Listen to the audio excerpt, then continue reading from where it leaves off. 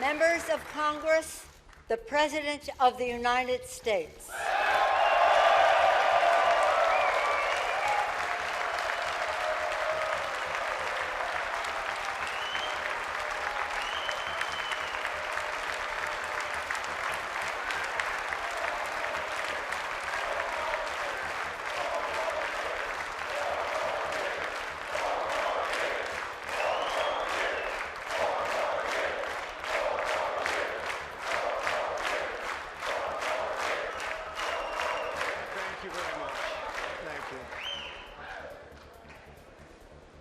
Thank you very much.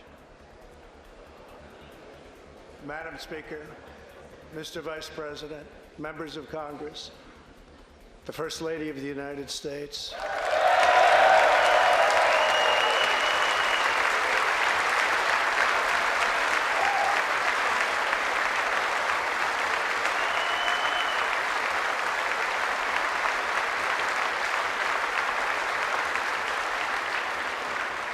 And my fellow citizens, 3 years ago, we launched the Great American Comeback.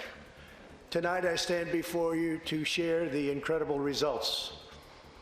Jobs are booming, incomes are soaring, poverty is plummeting, crime is falling, confidence is surging, and our country is thriving and highly respected again.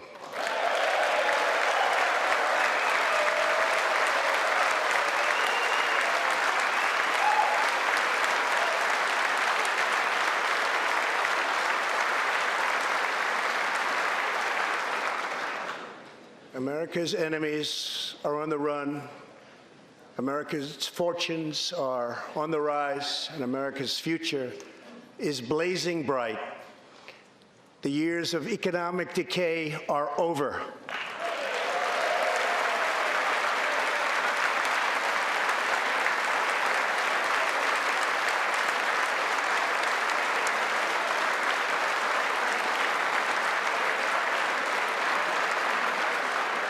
The days of our country being used, taken advantage of, and even scorned by other nations are long behind us. Gone too are the broken promises, jobless recoveries, tired platitudes, and constant excuses for the depletion of American wealth, power, and prestige. In just 3 short years, we have shattered the mentality of American decline, and we have rejected the downsizing of Americans' destiny. We have totally rejected the downsizing. We're moving forward at a pace that was unimaginable just a short time ago, and we are never, ever going back.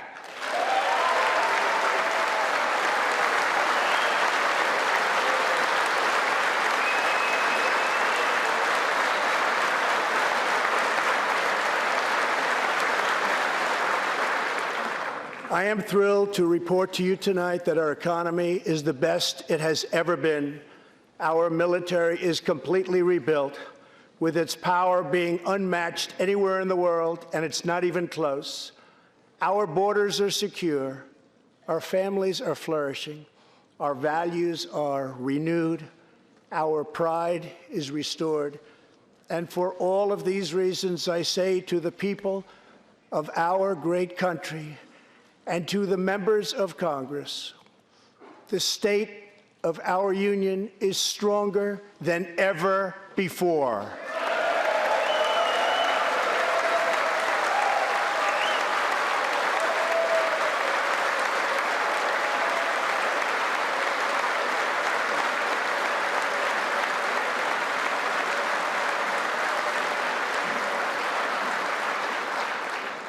The vision I will lay out this evening demonstrates how we are building the world's most prosperous and inclusive society, one where every citizen can join in America's unparalleled success, and where every community can take part in America's extraordinary rise. From the instant I took office, I moved rapidly to revive the U.S. economy, slashing a record number of job-killing regulations, enacting historic and record-setting tax cuts, and fighting for fair and reciprocal trade agreements.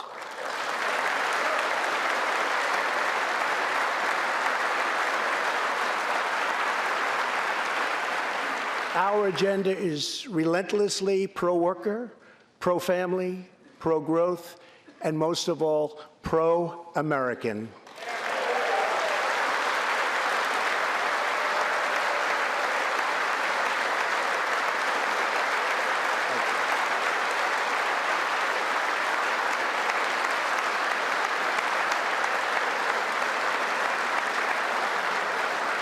Thank you.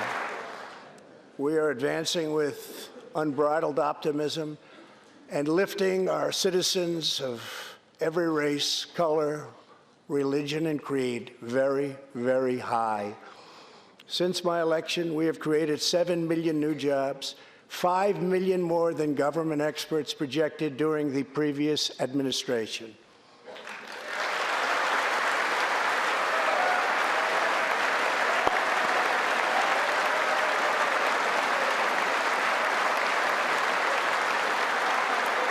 The unemployment rate is the lowest in over half a century.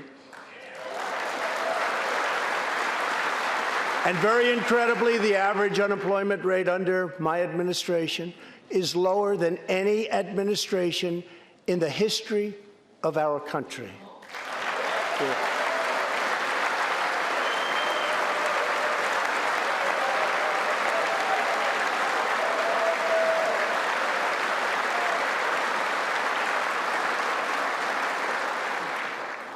If we hadn't reversed the failed economic policies of the previous administration, the world would not now be witnessing this great economic success.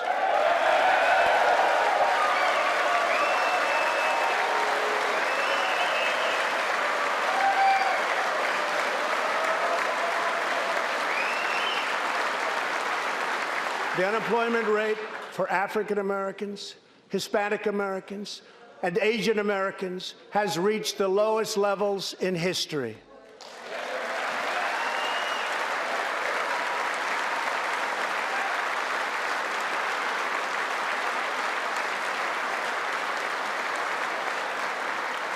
African American youth unemployment has reached an all-time low.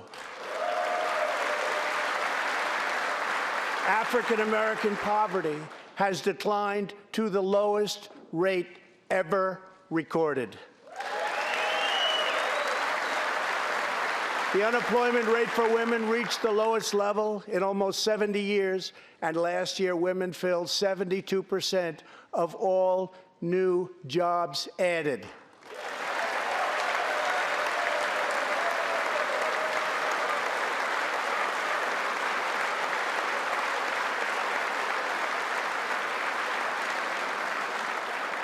The veterans' unemployment rate dropped to a record low.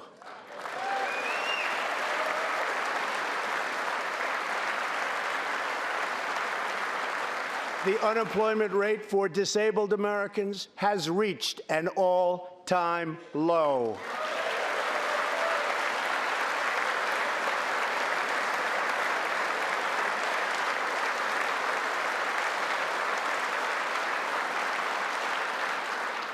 Workers without a high school diploma have achieved the lowest unemployment rate recorded in U.S. history.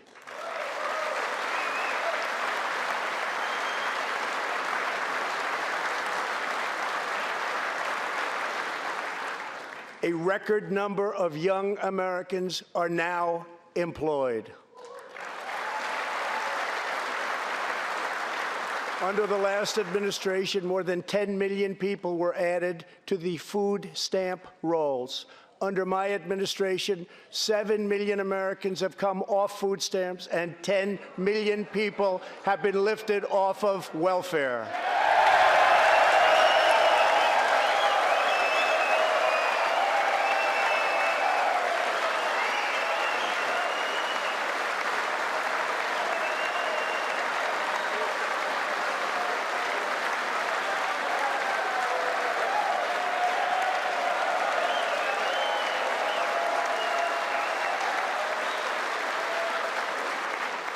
In 8 years under the last administration, over 300,000 working-age people dropped out of the workforce.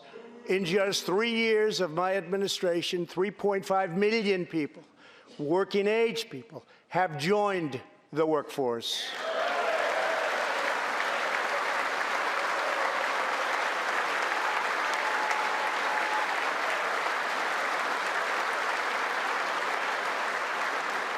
Since my election, the net worth of the bottom half of wage earners has increased by 47%, 3 times faster than the increase for the top 1%.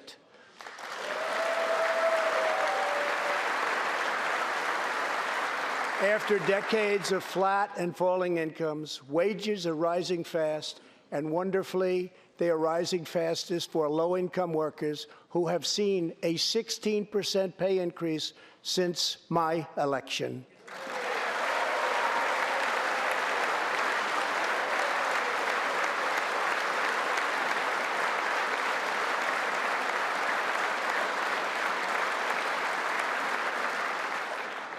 This is a blue-collar boom.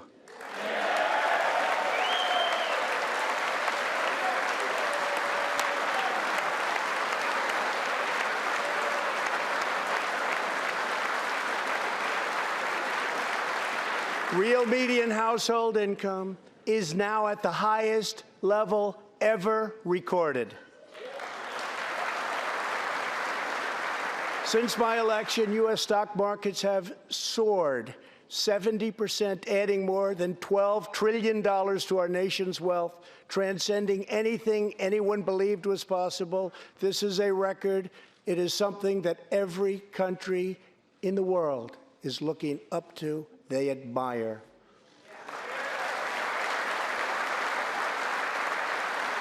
Consumer confidence has just reached amazing new highs. All of those millions of people with 401ks and pensions are doing far better than they have ever done before, with increases of 60, 70, 80, 90, and 100% and even more. Jobs and investments are pouring into 9,000 previously neglected neighborhoods, thanks to Opportunity Zones, a plan spearheaded by Senator Tim Scott as part of our great Republican tax cuts.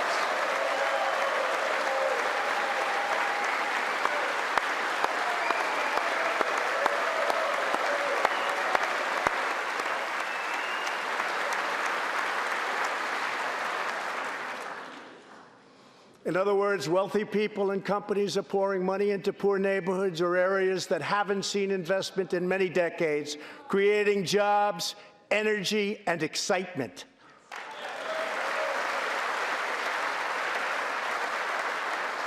This is the first time that these deserving communities have seen anything like this. It's all working. Opportunity Zones are helping Americans like Army veteran Tony Rankins from Cincinnati, Ohio. After struggling with drug addiction, Tony lost his job, his house, and his family.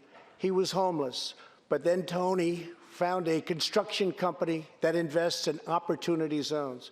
He is now a top tradesman, drug-free, reunited with his family, and he is here tonight. Tony, keep up the great work, Tony.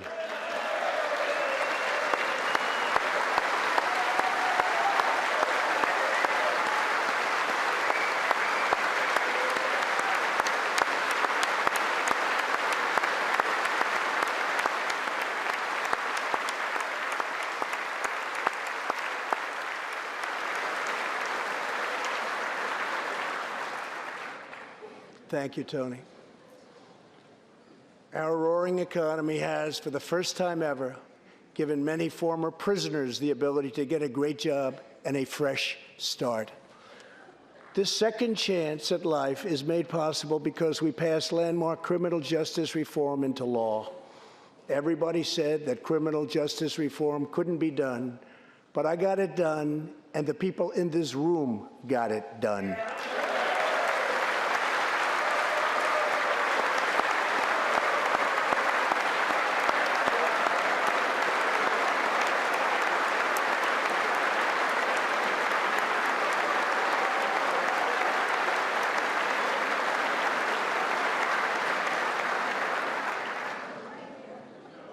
Thanks to our bold regulatory reduction campaign, the United States has become the #1 producer of oil and natural gas anywhere in the world, by far.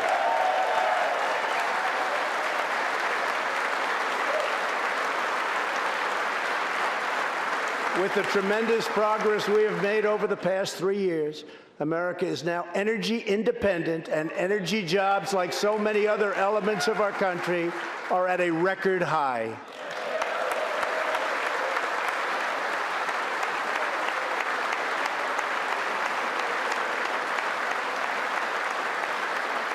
We are doing numbers that no one would have thought possible just 3 years ago. Likewise, we are restoring our nation's manufacturing might, even though predictions were, as you all know, that this could never, ever be done. After losing 60,000 factories under the previous 2 administrations, America has now gained 12,000 new factories under my administration, with thousands upon thousands of plants and factories being planned or being built.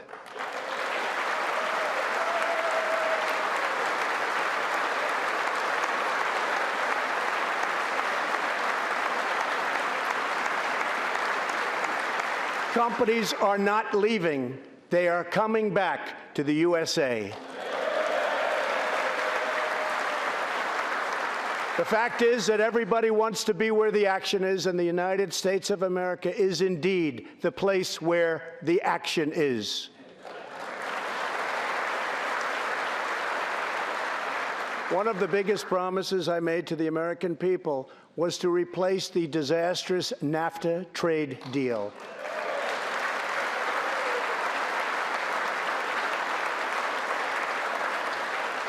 In fact, unfair trade is perhaps the single biggest reason that I decided to run for president. Following NAFTA's adoption, our nation lost 1 in 4 manufacturing jobs. Many politicians came and went, pledging to change or replace NAFTA, only to do so, and then absolutely nothing happened. But unlike so many who came before me, I keep my promises. We did our job.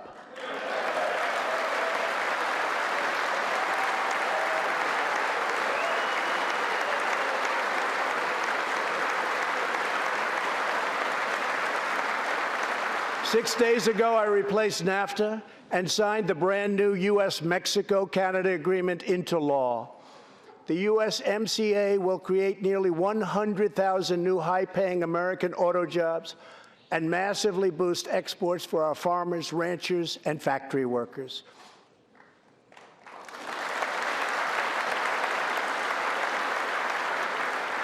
It will also bring trade with Mexico and Canada to a much higher level, but also to be a much greater degree of fairness and reciprocity. We will have that fairness and reciprocity, and I say that finally because it's been many, many years that we were treated fairly on trade. This is the first major trade deal in many years to earn the strong backing of America's labor unions. I also promised our citizens that I would impose tariffs to confront China's massive theft of America's jobs. Our strategy has worked. Days ago, we signed the groundbreaking new agreement with China that will defend our workers, protect our intellectual property, bring billions and billions of dollars into our treasury, and open vast new markets for products made and grown right here in the USA.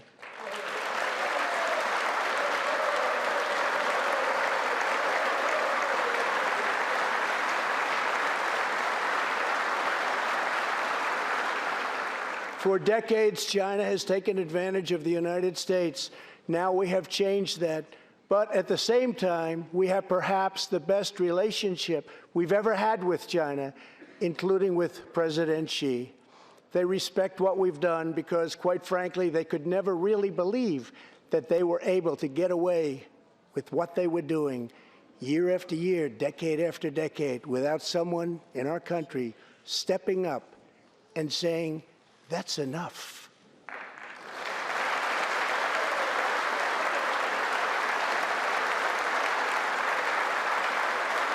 Now we want to rebuild our country, and that's exactly what we're doing. We are rebuilding our country. As we restore American leadership throughout the world, we are once again standing up for freedom in our hemisphere.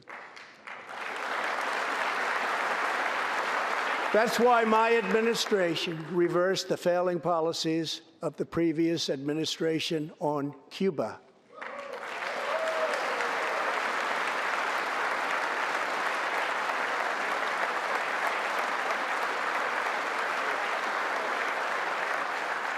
We are supporting the hopes of Cubans, Nicaraguans, and Venezuelans to restore democracy. The United States is leading a 59-nation diplomatic coalition against the socialist dictator of Venezuela, Nicolas Maduro.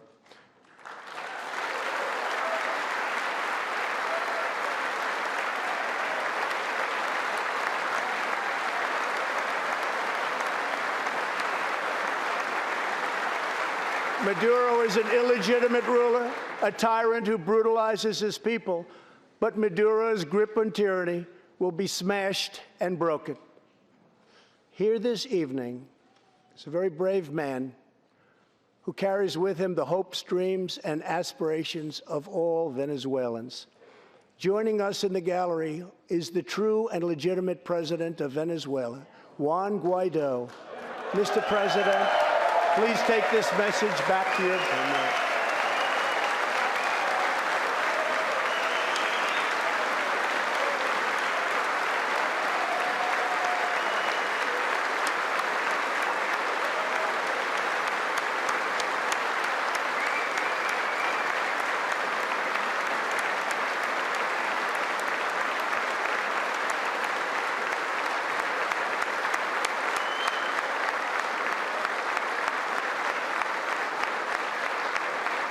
Thank you, Mr. President. Great honor. Thank you very much. Please take this message back that all Americans are united with the Venezuelan people in their righteous struggle for freedom. Thank you very much, Mr. President.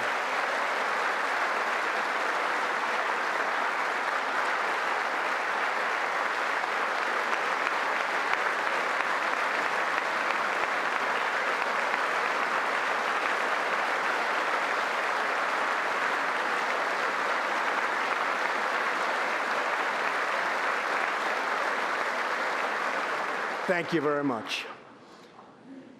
Socialism destroys nations, but always remember, freedom unifies the soul.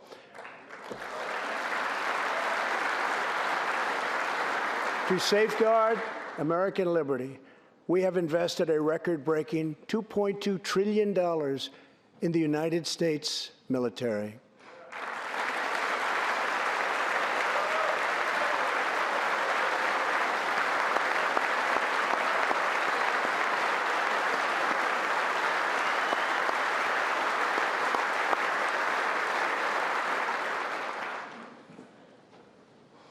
We have purchased the finest planes, missiles, rockets, ships, and every other form of military equipment, and it's all made right here in the USA.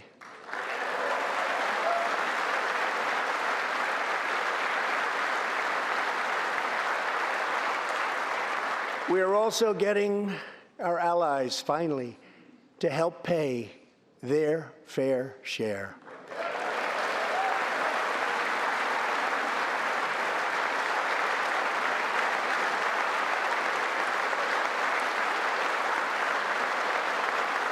I have raised contributions from other NATO members by more than $400 billion, and the number of allies meeting their minimum obligations has more than doubled.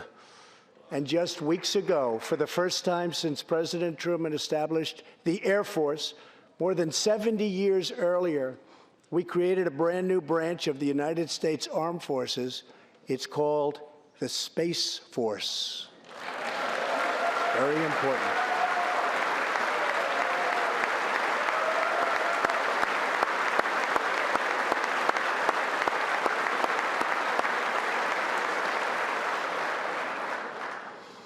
In the gallery tonight, we have a young gentleman and what he wants so badly, 13 years old, Ian Lawnfay. He's an 8th grader from Arizona. Ian, please stand up. Ian has always dreamed of going to space.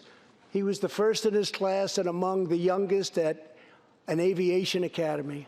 He aspires to go to the Air Force Academy, and then he has his eye on the Space Force. As Ian says, most people look up at space. I want to look down on the world.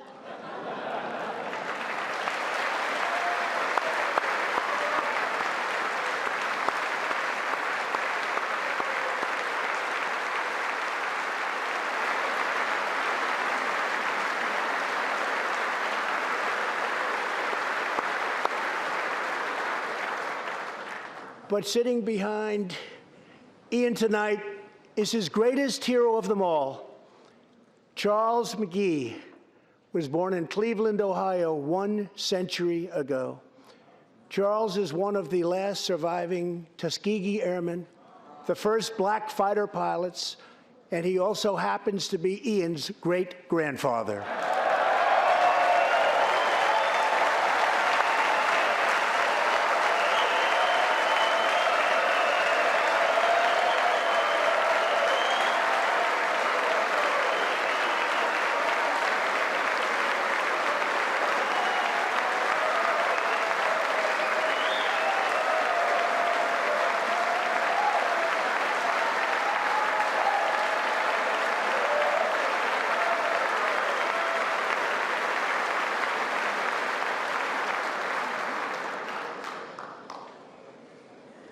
Incredible story.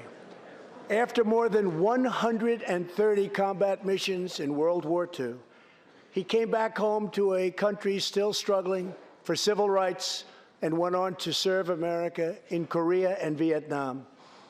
On December 7th, Charles celebrated his 100th birthday.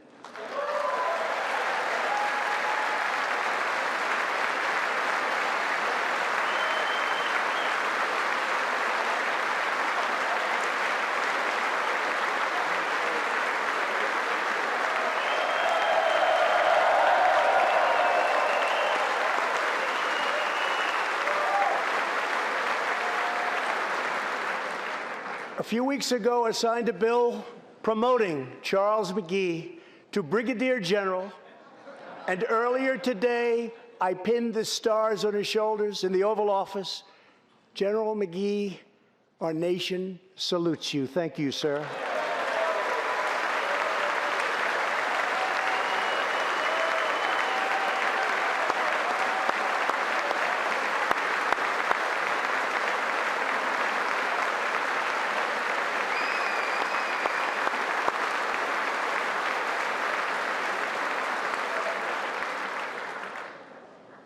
From the Pilgrims to the founders, from the soldiers at Valley Forge to the marchers at Selma, and from President Lincoln to the Reverend Martin Luther King, Americans have always rejected limits on our children's future.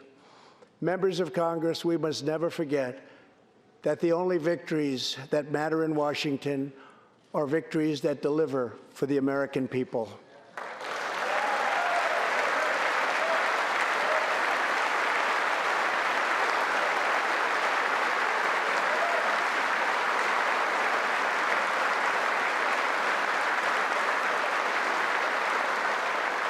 The people are the heart of our country. Their dreams are the soul of our country, and their love is what powers and sustains our country. We must always remember that our job is to put America first.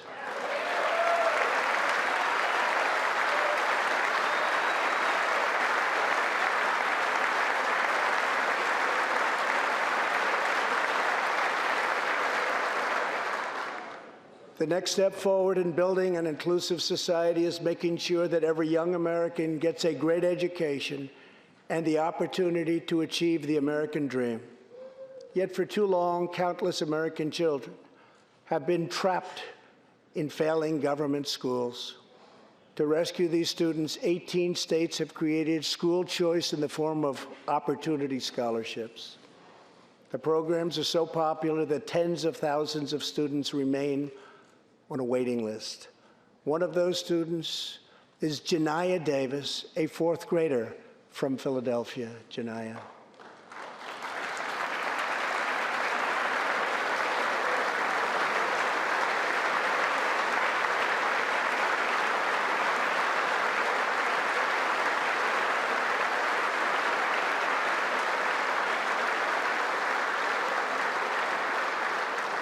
Janiyah's mom, Stephanie, is a single parent. She would do anything to give her daughter a better future. But last year, that future was put further out of reach when Pennsylvania's governor vetoed legislation to expand school choice to 50,000 children. Janiyah and Stephanie are in the gallery. Stephanie, thank you so much for being here with your beautiful daughter. Thank you very much.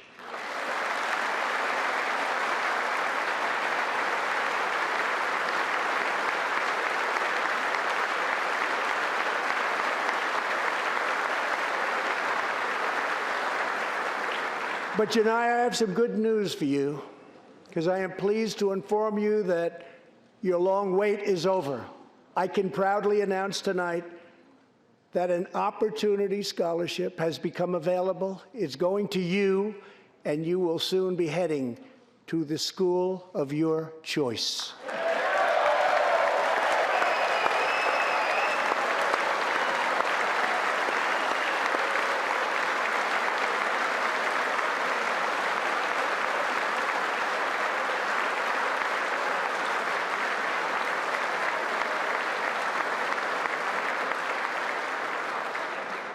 Now I call on Congress to give 1 million American children the same opportunity Janiyah has just received. Pass the Education Freedom Scholarships and Opportunities Act, because no parent should be forced to send their child to a failing government school.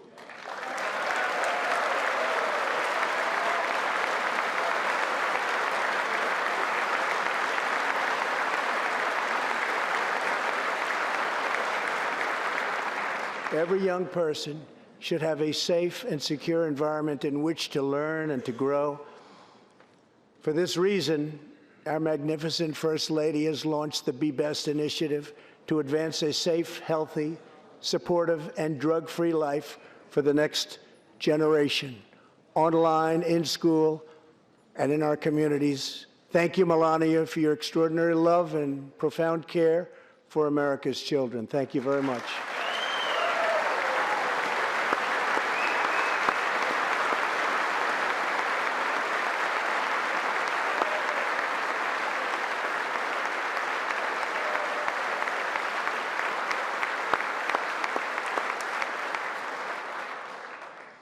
My administration is determined to give our citizens the opportunities they need, regardless of age or background. Through our pledge to American workers, over 400 companies will also provide new jobs and education opportunities to almost 15 million Americans.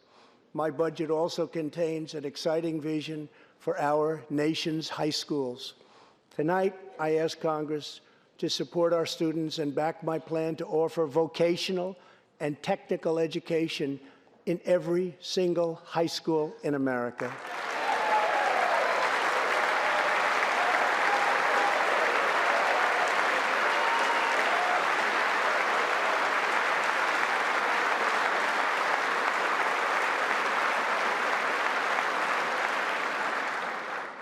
To expand equal opportunity, I am also proud that we achieved record and permanent funding for our nation's historically black colleges and universities.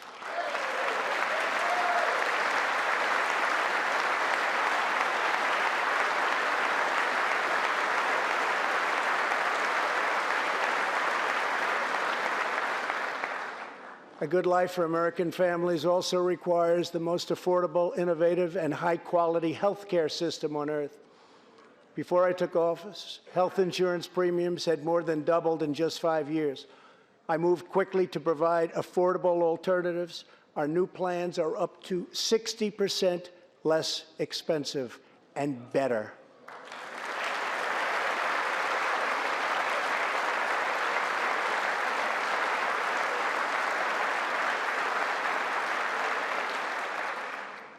I've also made an ironclad pledge to American families. We will always protect patients with pre-existing conditions.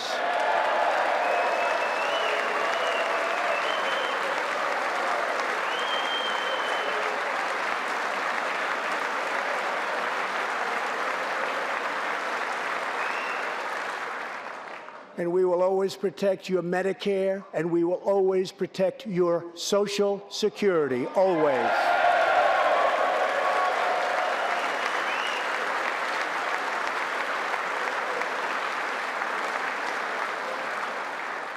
The American patient should never be blindsided by medical bills. That is why I signed an executive order requiring price transparency.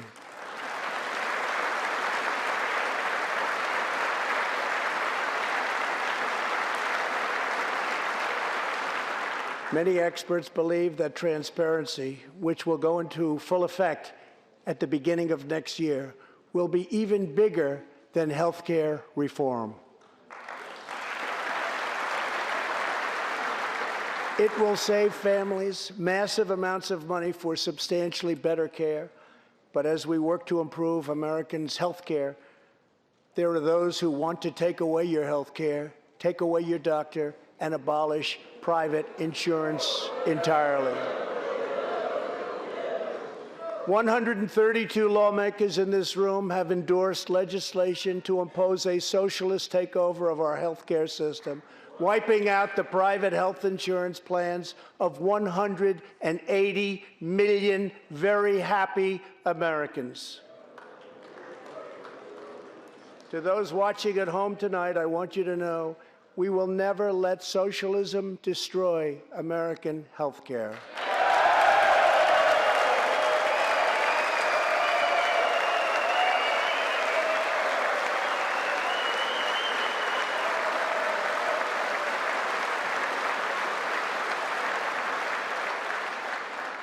Over 130 legislators in this chamber have endorsed legislation that would bankrupt our nation by providing free taxpayer-funded health care to millions of illegal aliens, forcing taxpayers to subsidize free care for anyone in the world who unlawfully crosses our borders.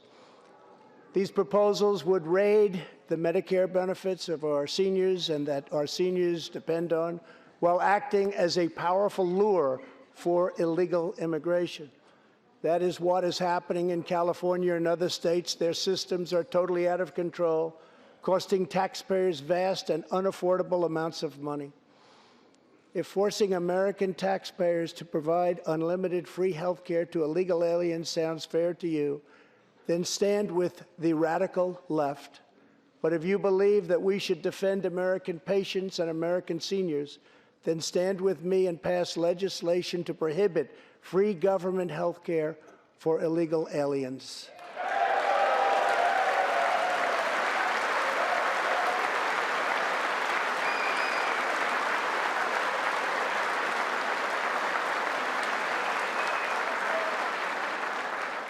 This will be a tremendous boon to our already very strongly guarded southern border, where, as we speak, a long, tall, and very powerful wall is being built.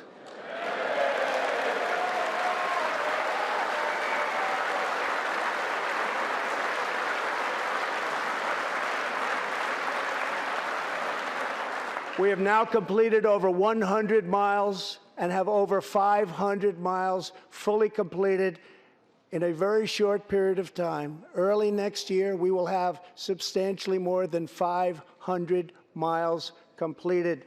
My administration is also taking on the big pharmaceutical companies. We have approved a record number of affordable generic drugs, and medicines are being approved by the FDA at a faster clip than ever before.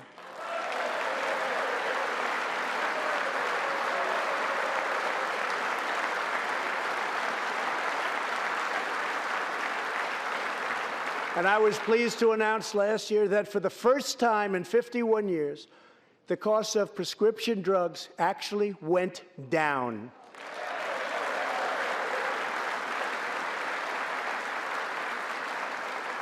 And working together, Congress can reduce drug prices substantially from current levels.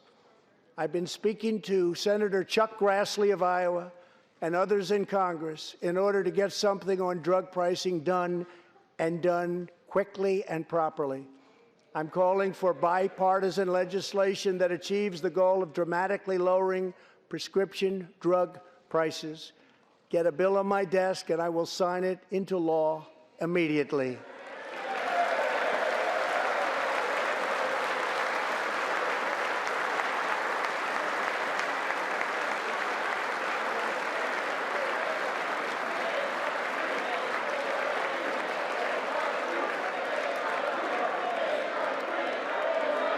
With unyielding commitment, we are curbing the opioid epidemic.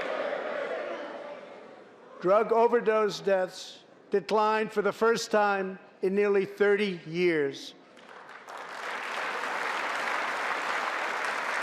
Among the states hardest hit, Ohio is down 22%, Pennsylvania is down 18%, Wisconsin is down 10%, and we will not quit until we have beaten the opioid epidemic once and for all.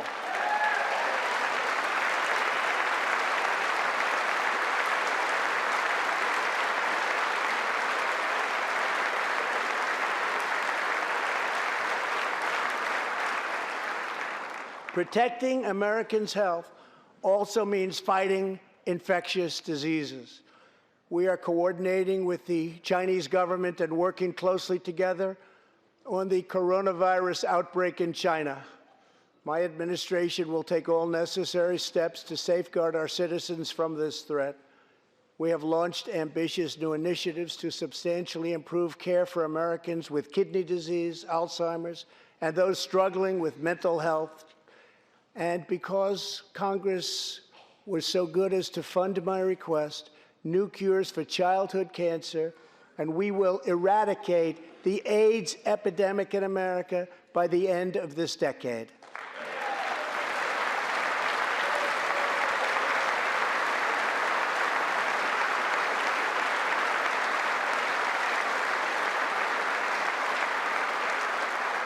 Almost every American family knows the pain when a loved one is diagnosed with a serious illness. Here tonight is a special man, beloved by millions of Americans, who just received a stage 4 advanced cancer diagnosis. This is not good news, but what is good news is that he is the greatest fighter and winner that you will ever meet. Rush Limbaugh, thank you for your decades of tireless devotion to our country.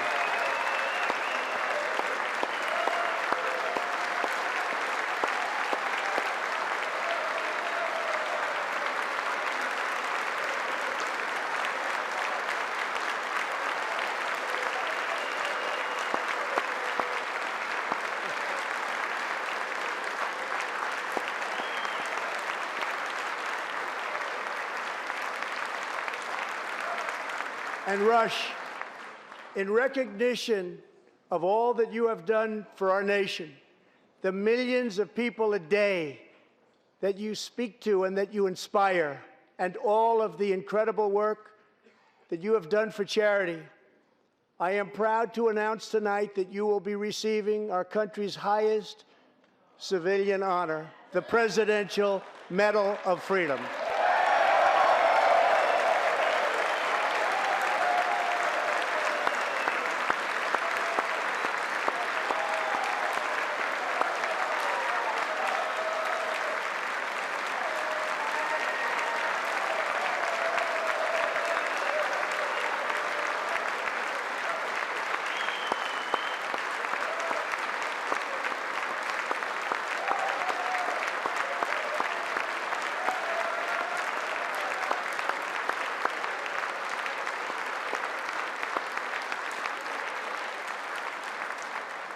I will now ask the First Lady of the United States to present you with the honor, please.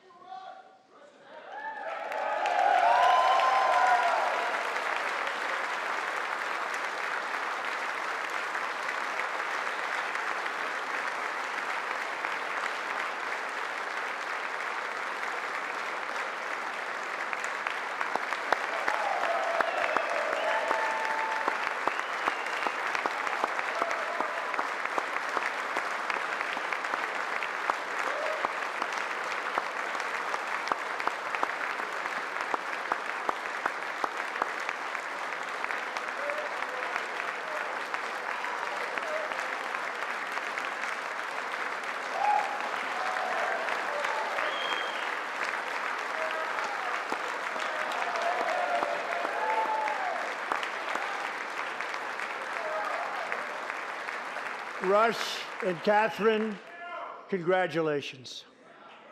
Thank you, Catherine. As we pray for all who are sick, we know that America is constantly achieving new medical breakthroughs. In 2017, doctors at St. Luke's Hospital in Kansas City delivered one of the earliest premature babies ever to survive. Born at just 21 weeks and 6 days and weighing less than a pound, Ellie Schneider was a born fighter. Through the skill of her doctors and the prayers of her parents, little Ellie kept on winning the battle of life. Today, Ellie is a strong, healthy 2-year-old girl sitting with her amazing mother, Robin. In the gallery, Ellie and Robin, we are glad to have you with us tonight.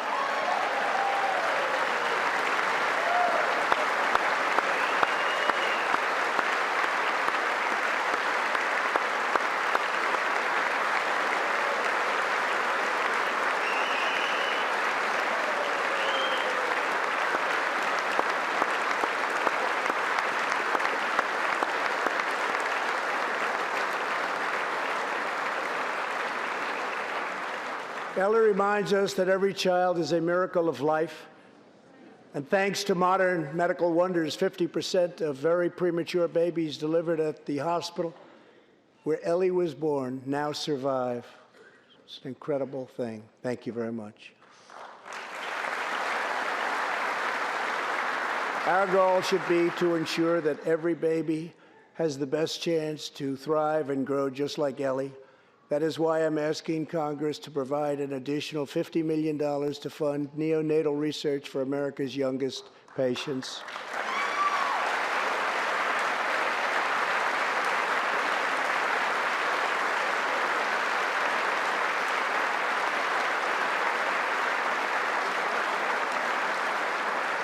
That is why I'm also calling upon members of Congress here tonight to pass legislation finally banning the late-term abortion of babies.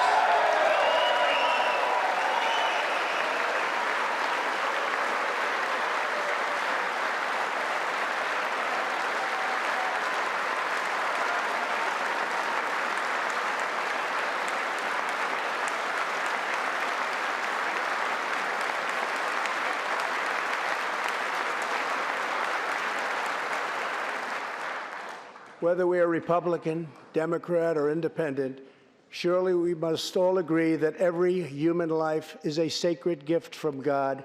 As we support America's moms and dads, I was recently proud to sign the law providing new parents in the federal workforce paid family leave, serving as a model for the rest of the country.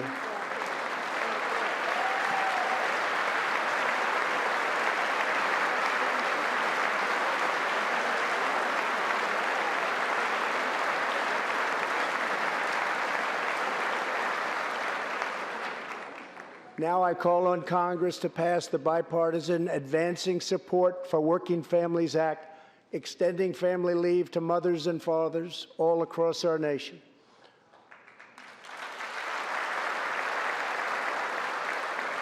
$40 million American families have an average $2,200 extra thanks to our child tax credit.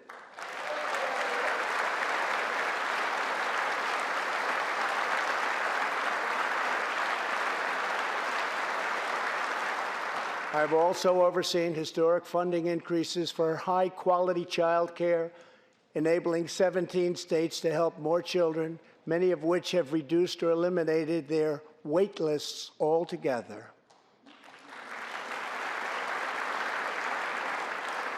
And I sent Congress a plan with a vision to further expand access to high-quality child care and urge you to act immediately.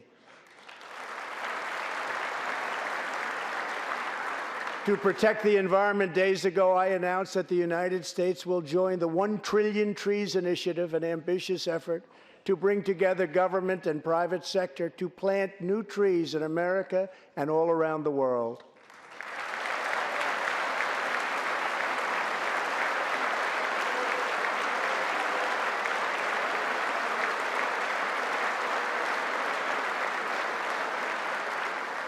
We must also rebuild America's infrastructure.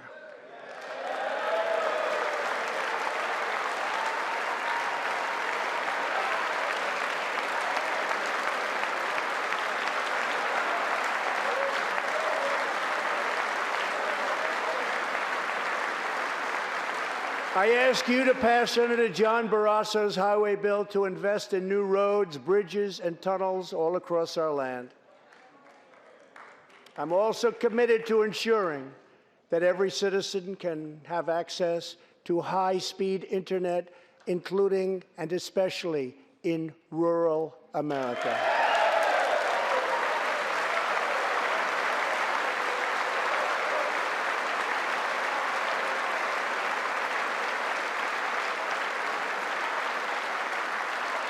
A better tomorrow for all Americans also requires us to keep America safe.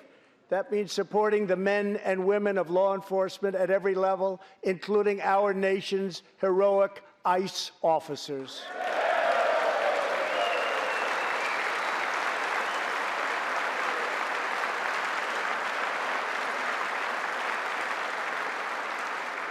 Last year, our brave ICE officers arrested more than 120,000 criminal aliens charged with nearly 10,000 burglaries, 5,000 sexual assaults, 45,000 violent assaults, and 2,000 murders. Tragically, there are many cities in America where radical politicians have chosen to provide sanctuary for these criminal illegal aliens. In sanctuary cities, local officials order police to release dangerous criminal aliens to prey upon the public instead of handing them over to ICE to be safely removed. Just 29 days ago, a criminal alien freed by the sanctuary city of New York was charged with the brutal rape and murder of a 92-year-old woman. The killer had been previously arrested for assault, but under New York sanctuary policies, he was set free. If the city had honored ICE's detainer request, his victim would still be alive today. The state of California passed an outrageous law declaring their whole state to be a sanctuary for criminal illegal immigrants, a very terrible sanctuary with catastrophic results. Here is just one tragic example. In December 2018, California police detained an illegal alien with 5 prior arrests, including convictions for robbery and assault. But as required by California's sanctuary law, local authorities released him. Days later, the criminal alien went on a gruesome spree of deadly violence. He viciously shot one man going about his daily work. He approached a woman sitting in her car and shot her in the arm and in the chest. He walked into a convenience store and wildly fired his weapon. He hijacked a truck and smashed into vehicles, critically injuring innocent victims. One of the victims is a terrible, terrible situation. Died, 51-year-old American named Rocky Jones. Rocky was at a gas station when this vile criminal fired 8 bullets at him from close range, murdering him in cold blood. Rocky left behind a devoted family, including his brothers, who loved him more than anything else in the world. One of his grieving brothers is here with us tonight. Jody, would you please stand? Jody, thank you.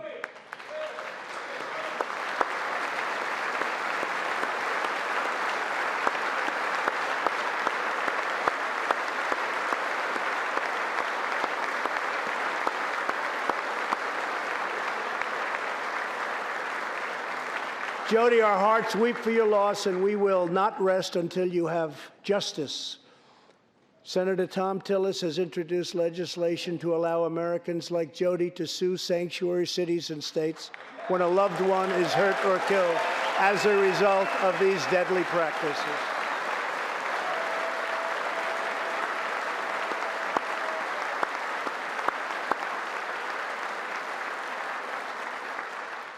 I ask Congress to pass the Justice for Victims of Sanctuary Cities Act immediately. The United States of America should be a sanctuary for law-abiding Americans, not criminal aliens.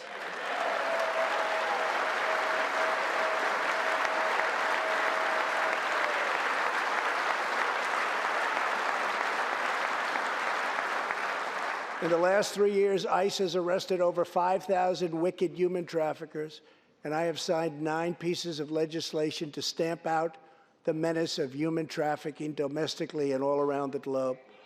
My administration has undertaken an unprecedented effort to secure the southern border of the United States.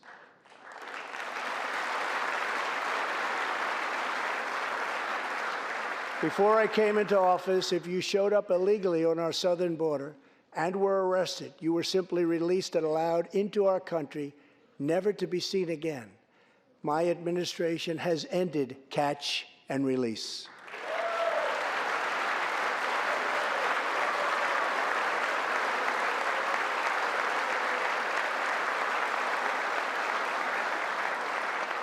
If you come illegally, you will now be promptly removed from our country.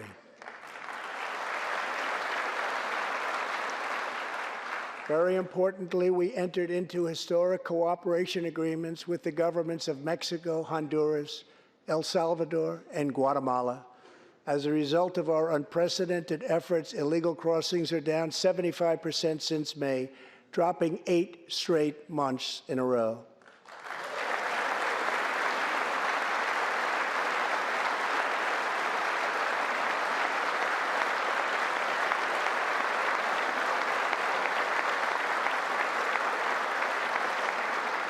And as the wall rapidly goes up, drug seizures rise, and the border crossings are going down and going down very rapidly. Last year, I traveled to the border in Texas and met Chief Patrol Agent Raul Ortiz. Over the last 24 months, Agent Ortiz and his team have seized more than 200,000 pounds of poisonous narcotics, arrested more than 3,000 human smugglers, and rescued more than 2,000 migrants. Days ago, Agent Ortiz was promoted to Deputy Chief of Border Patrol, and he joins us tonight. Chief Ortiz, please stand.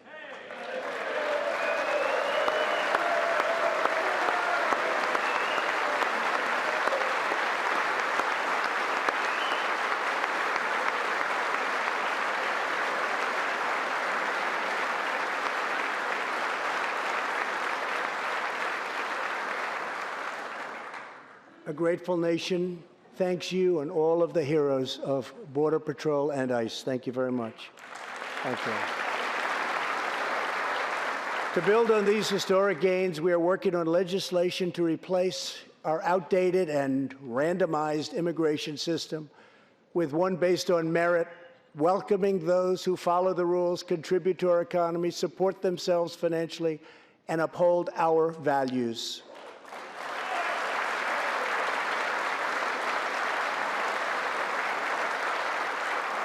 With every action, my administration is restoring the rule of law and reasserting the culture of American freedom.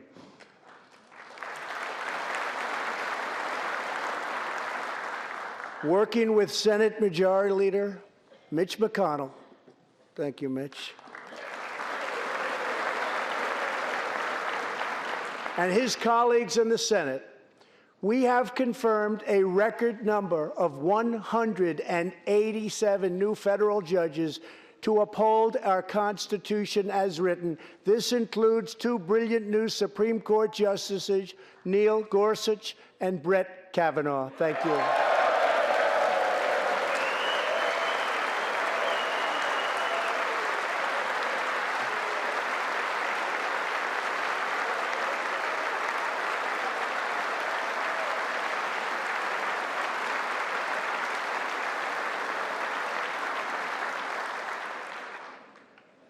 And we have many in the pipeline.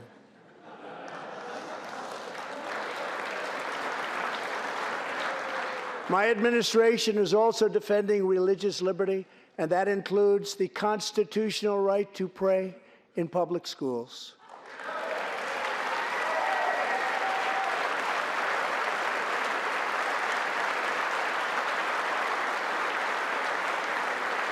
In America, we don't punish prayer.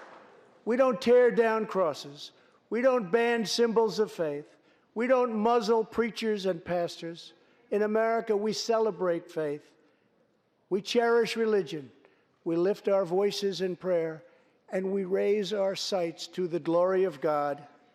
Just as we believe in the First Amendment, we also believe in another constitutional right that is under siege all across our country.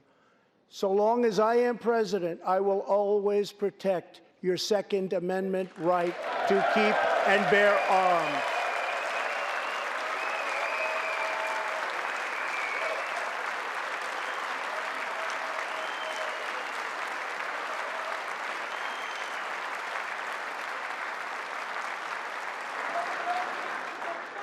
In reaffirming our heritage as a free nation, we must remember that America has always been a frontier nation.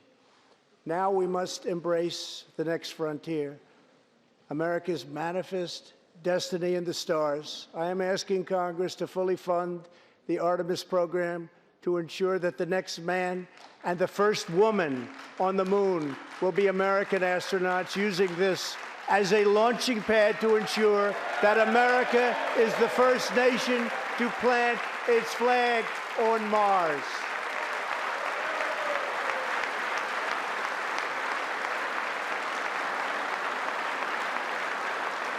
My administration is also strongly defending our national security and combating radical Islamic terrorism.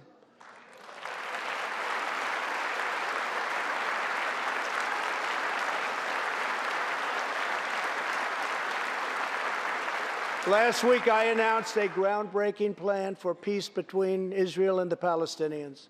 Recognizing that all past attempts have failed, we must be determined and creative in order to stabilize the region and give millions of young people the chance to realize a better future. 3 years ago, the barbarians of ISIS held over 20,000 square miles of territory in Iraq and Syria. Today, the ISIS territorial caliphate has been 100% destroyed, and the founder and leader of ISIS, the bloodthirsty killer known as al-Baghdadi, is dead.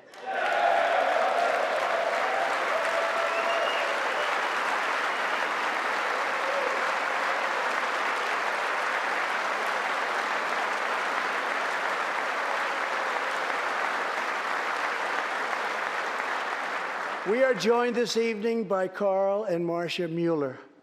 After graduating from college, their beautiful daughter, Carla, became a humanitarian aid worker. She once wrote, "Some people find God in church, some people find God in nature, some people find God in love. I find God in suffering. I've known for some time what my life's work is, using my hands as tools to relieve suffering."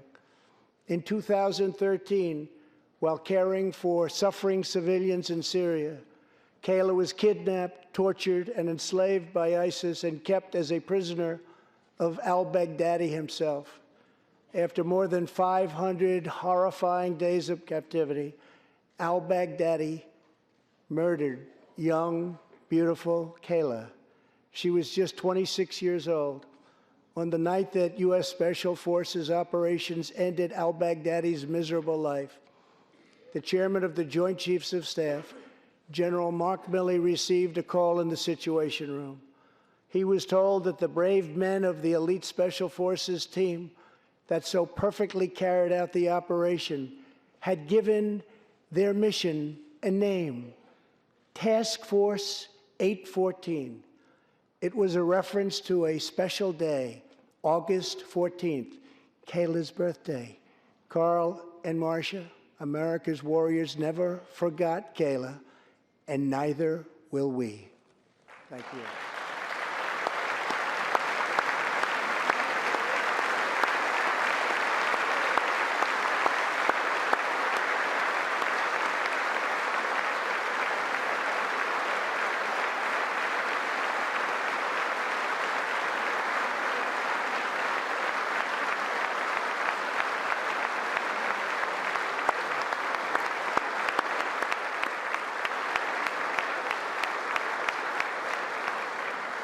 Every day, America's men and women in uniform demonstrate the infinite depth of love that dwells in the human heart. One of these American heroes was Army Staff Sergeant Christopher Hake. On his second deployment to Iraq in 2008, Sergeant Hake wrote a letter to his one-year-old son, Gage. "I will be with you again," he wrote to Gage. "I will teach you to ride your first bike, build your first sandbox, watch you play sports, and see you have kids also. I love you, son. Take care of your mother. I am always with you, Daddy." On Easter Sunday of 2008, Chris was out on patrol in Baghdad when his Bradley fighting vehicle was hit by a roadside bomb. That night, he made the ultimate sacrifice for our country. Sergeant Hake now rests in eternal glory in Arlington, and his wife, Kelly, is in the gallery tonight, joined by their son, who is now a 13-year-old and doing very, very well. To Kelly and Gage, Chris will live in our hearts forever. He is looking down on you now. Thank you.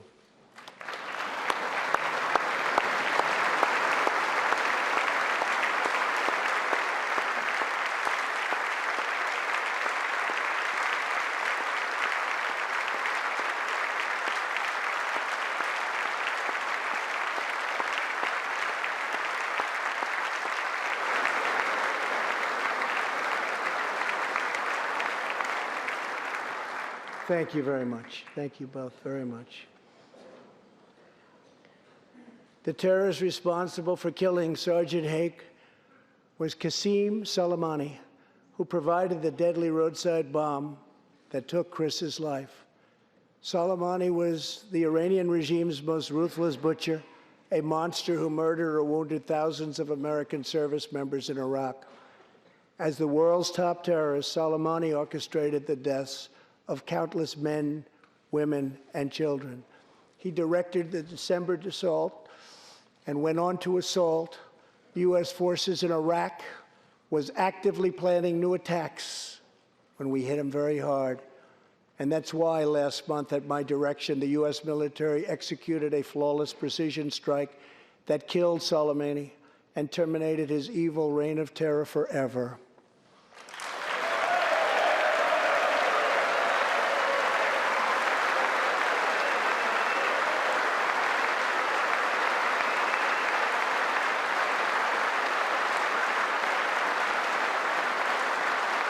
Our message to the terrorists is clear. You will never escape American justice. If you attack our citizens, you forfeit your life.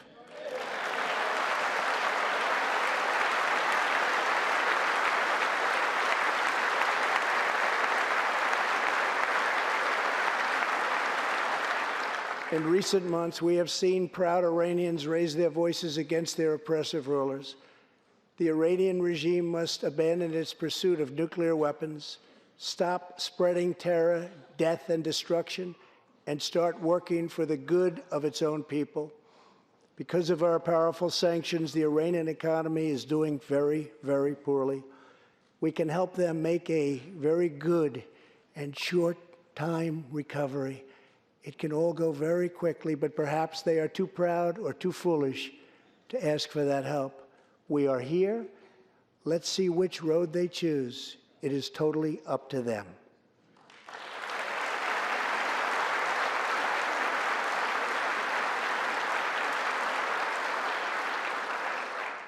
As we defend American lives, we are working to end America's wars in the Middle East.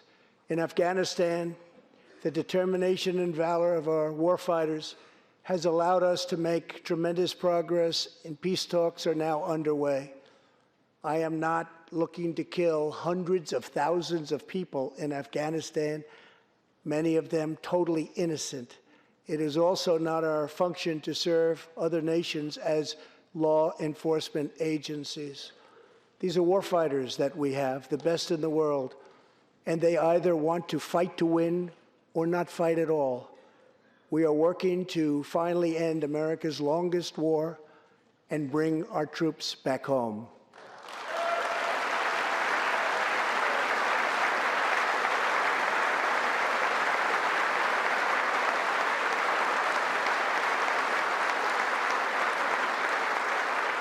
War places a heavy burden on our nation's extraordinary military families, especially spouses like Amy Williams from Fort Bragg, North Carolina, and her two children, 6-year-old Eliana and 3-year-old Rowan. Amy works full-time and volunteers countless hours helping other military families. For the past 7 months, she has done it all while her husband, Sergeant First Class Townsend Williams, is in Afghanistan on his 4th deployment in the Middle East. Amy's kids haven't seen their father's face in many months. Amy, your family's sacrifice makes it possible for all of our families to live in safety and in peace, and we want to thank you. Thank you, Amy.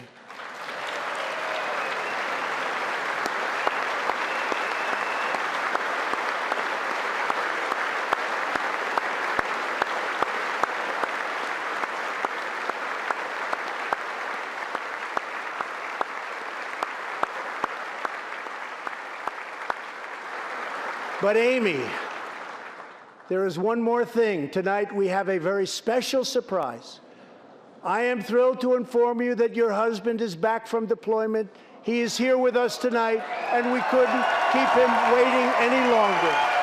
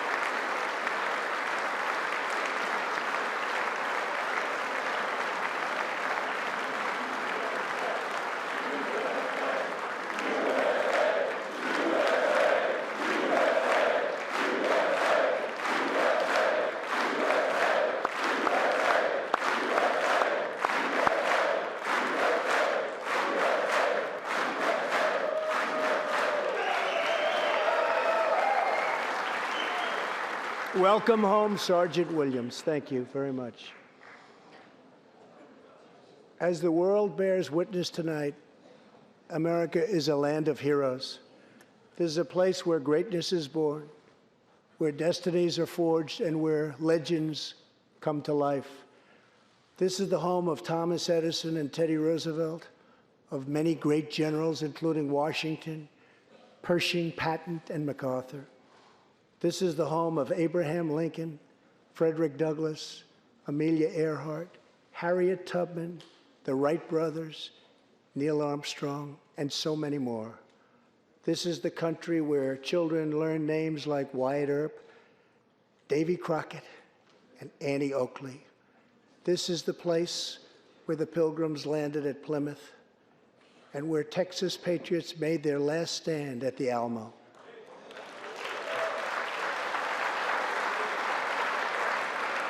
The beautiful, beautiful Alamo.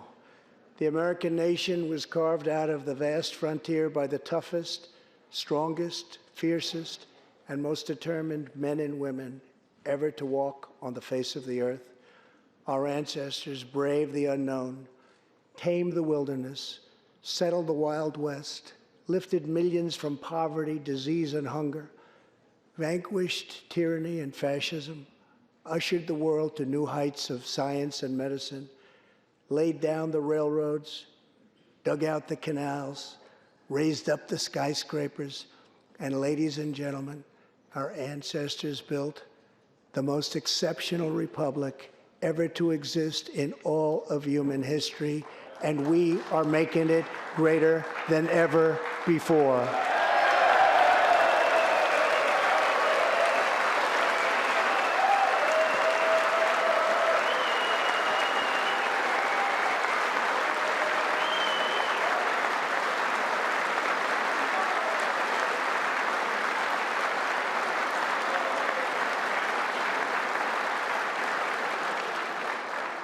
This is our glorious and magnificent inheritance. We are Americans. We are pioneers. We are the pathfinders. We settled the new world. We built the modern world. And we change history forever by embracing the eternal truth that everyone is made equal by the hand of Almighty God.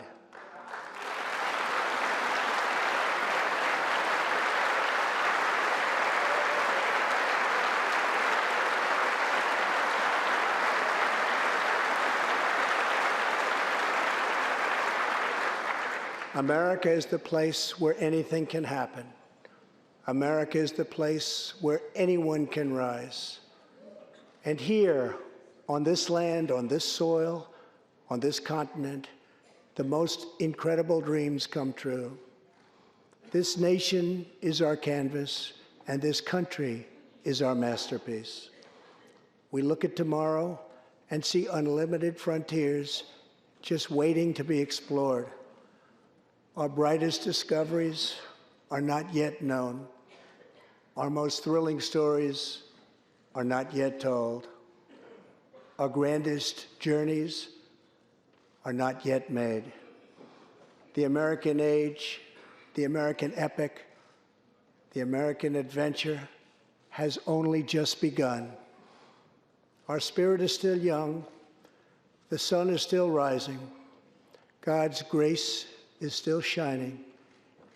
And my fellow Americans, the best is yet to come. Thank you, God bless you, and God bless America. Thank you very much.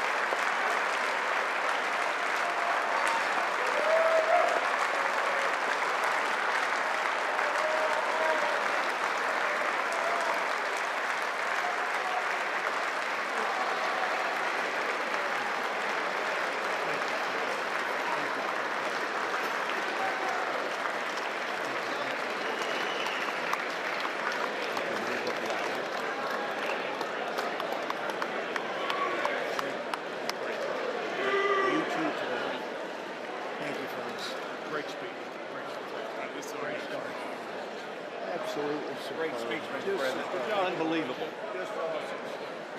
Awesome speech. You nailed it. Great job, Mr. President. Any chance you can sign that? Sign my tie for me? Thank you. You gotta find a children's tie. You get better every year, buddy. Great defense of American exceptionalism. Thank you. You did great. Great speech, Mr. President. Thank you so much. Best speech. Great speech. Brilliant, Mr. President. Absolutely brilliant. Reagan is. What you did was awesome. Wonderful. Mr. President, you signed this for a charity. Thank you so much. Same thing here. Tennessee. Yeah, you take it with you. Thank you, Mr. President. Crushed it, Mr. President. Amazing job, sir. Great job. So proud of you. That was awesome. You crushed it. It was a clean spirit.